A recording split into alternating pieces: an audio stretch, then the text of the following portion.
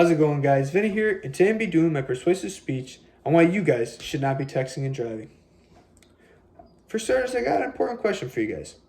When you're driving and you get a text message or a phone call, do you answer immediately or do you wait to get to where you're going? It's an important question. Hopefully you guys responded with, "Oh yeah, I wait till my car's in park, I have the time to do so, and the scene is clear." Many others don't think as well as you guys. As we know from the many assemblies attended to the many commercials we see on TV, distracted driving has left a huge impact on our country. It's led to many tragic accidents, which have led to deaths, which has led to pain in many families.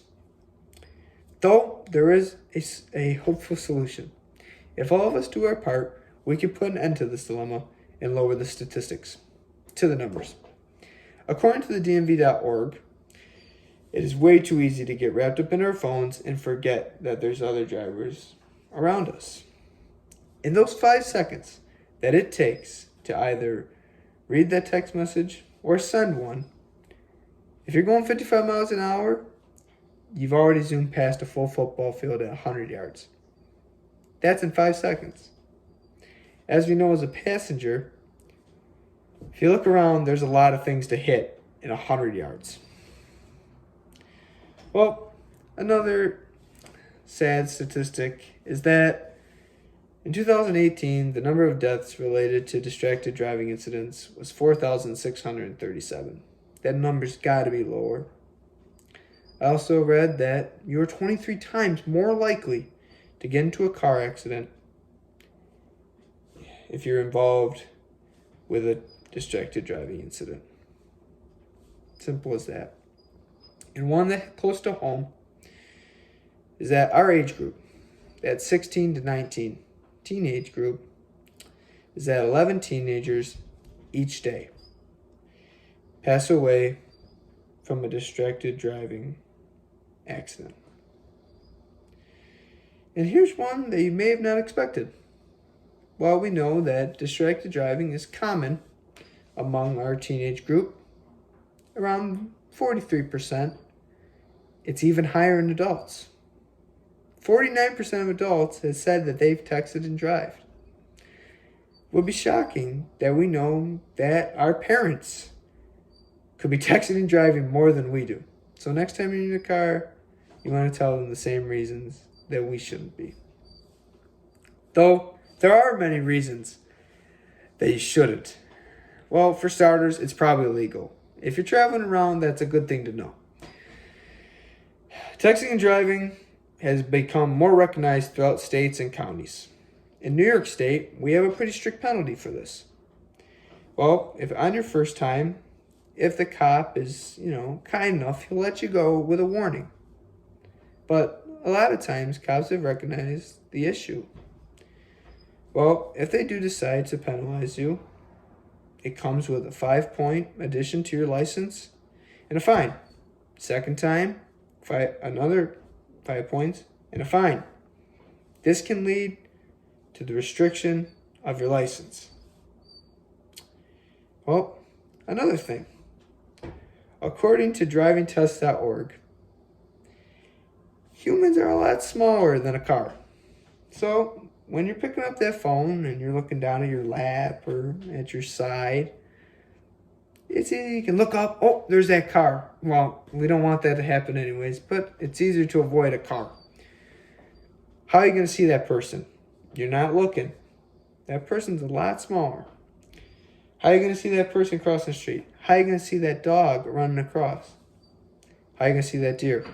These can all lead to accidents.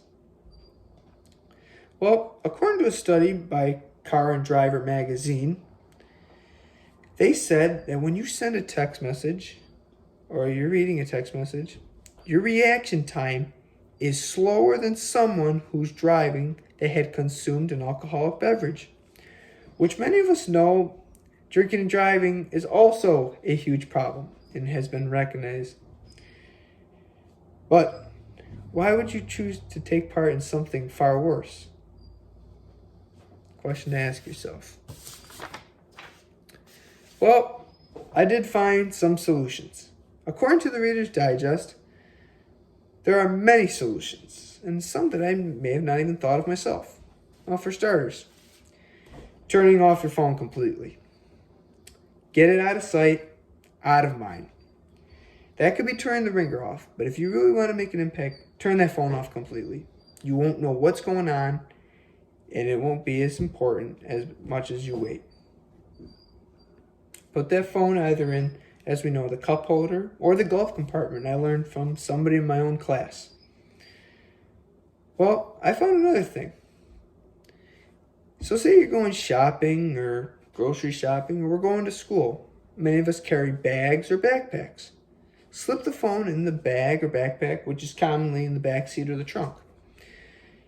It'll resist the temptation of you reaching over to grab, and it'll be harder for you to be tempted. And here's another one. This one I found pretty funny. Which many of us know, our parents like to do the one finger thing with the text message. Have to put the reading glasses on. Well, here's a way to stop all that, which is considered distracted driving. Be their designated caller and texter. As we know, our parents are busy. If that has to do with taking care of family members, contact with work, etc. They got busy lives. So let's help them out. When you get in the car, become their designated texter and caller. If they're receiving a call, you take it for them.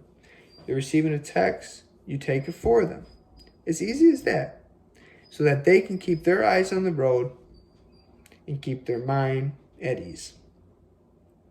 Well, what I want you guys to get from this is texting and driving is urgent and needs to be taken care of.